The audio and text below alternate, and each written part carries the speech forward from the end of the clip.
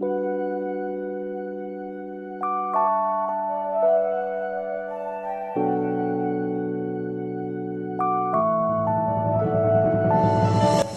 guys, welcome back to my YouTube channel. As I previously stated in my video before this, I'm going to do a quick grooming sort of tutorial for you guys, just to show you how I shape my own brows at home. Now this is a very essential step in doing your brows, so yeah, like I've seen some really dope makeup, but because I can still see like brow hairs like under the concealer, it really stresses me out. So I just hope everyone moving into 2020 can groom their brows, because it really does like affect your makeup. I don't know, maybe I'm just like finicky and stuff, but I also just find that it's much easier to fill in your brows when they are properly groomed. So if you're interested, please continue watching and give this video a big thumbs up if you like it.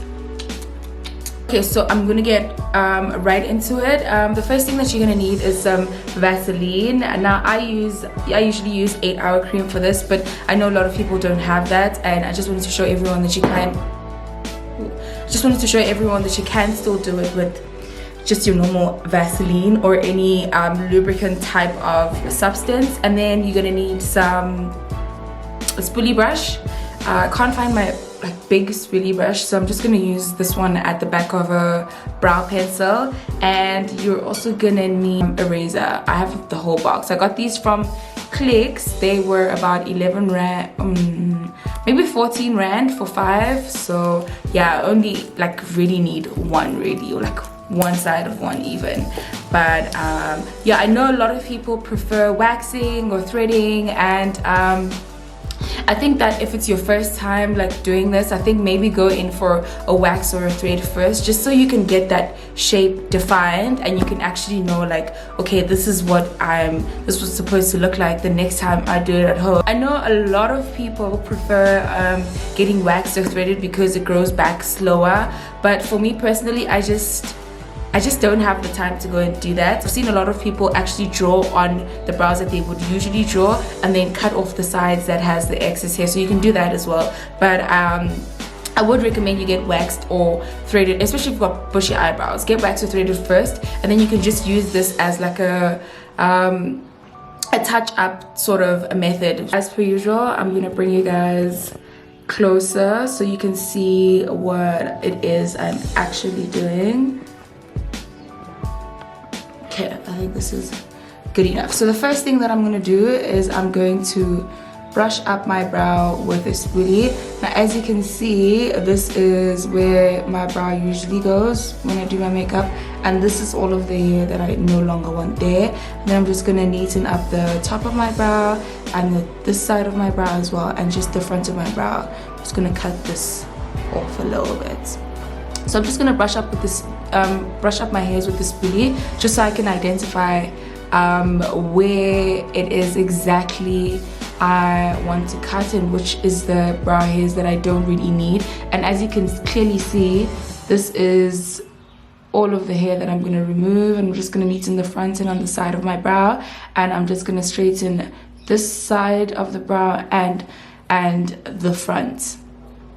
So I'm just going to brush this up with the spoolie. Then the next thing I'm going to do is I'm just going to add a generous amount of some Vaseline. This is going to help make the razor glide through the hair and the skin much easier. But it's also going to make the brow hairs like really clear, so I can see what it is exactly I am doing. And I'm just going to brush up some more. Okay, cool. Then I'm going to take a razor blade. That's what, okay, if you focus, that's what it looks like. I'm sure everyone knows all the do's and don'ts when it comes to using razor blades. You don't share one, you throw it away immediately after one use. And yeah, that's pretty much it. And I'm going to be holding it like this. I urge everyone to be like super careful with razor blades, because these things are really sharp. I'm just going to be holding mine like this. I'm going to bring you guys back. And again, very important when it comes to shaping your brow or drawing on your brow, always to hold the brow up like so, just so there aren't any folds on your skin. And I'm literally going to push back into the hair.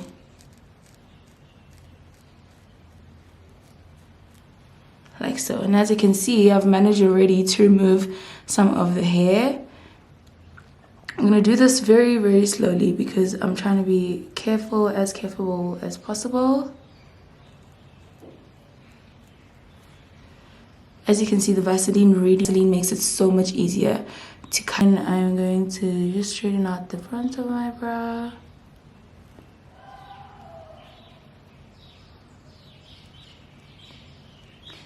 As you can see, I'm just using the corner of the blade. Pretty much all I'm going to do for under my brow, I'm just going to make sure that this is nice and straight.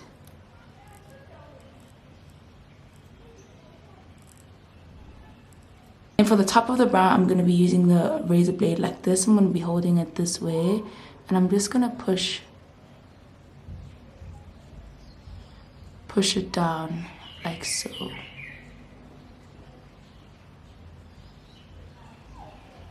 I'm going to do the same for this side of the brow. Just push it back.